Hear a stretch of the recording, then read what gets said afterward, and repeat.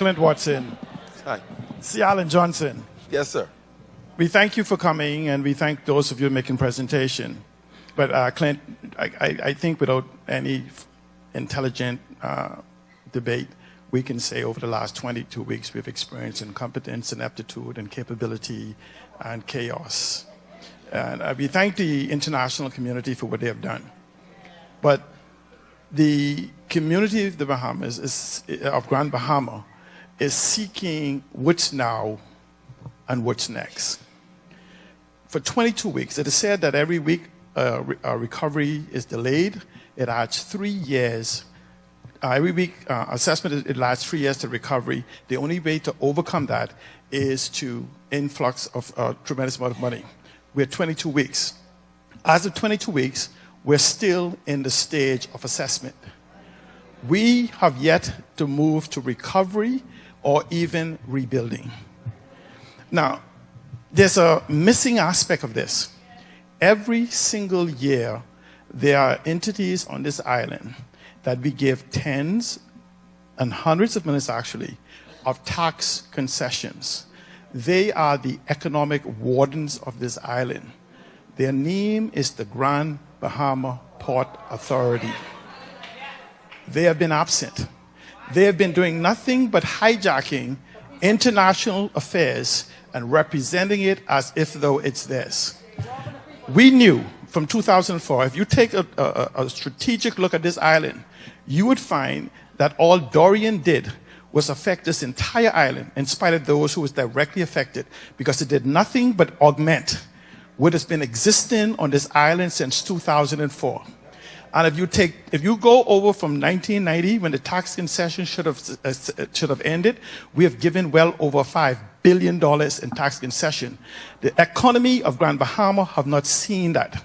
We have not had any viable businesses on this island coming from government or out of the Port Authority. The only thing left for the government or the Port Authority to have on this island is a letter opening, because we have had many type of openings with no businesses. We are asking for a comprehensive, strategic plan to be engaged immediately. We adopt the position of Mr. LaRota, nothing for us without us. We have accepted the status quo in the past. Grand Bahamians, effective immediately, is going to change the paradigm shift. We want solutions. No more promises. We don't want to hear what you heard, what you pray for, what you hope for, what you wish for. We want to know what you know.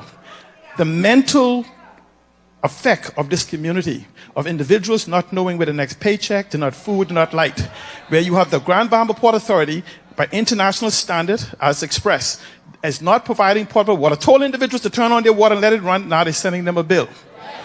Okay?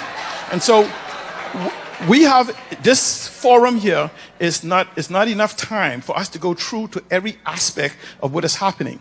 But what you have is a company town where individuals have been kept hostage and we have been neglected. Grand Bahama has the potential for the recovery. Let me wind this up and say this. We talk about the economic impact of the storm, the GDP that has been destroyed, 3.5 billion. International people put it at 7 billion. Combined, when you take a data analysis, it could be as much as 12 billion. Here's why. The GDP is the production and the salaries, etc. paid. But no one is talking about the damage to the infrastructure that produces the GDP. We need to have a sensible conversation beyond the political rhetoric and talk to the issue. We want to know data-based decisions. We want the reins of the Bahamian people to be removed if it means cutting the throat of the Grand Bahama Port Authority, as it called for since August 15th, 1990. And this whole aspect of us taking responsibility for the airport, the liability, when they've had the benefits and the hotel and everything else.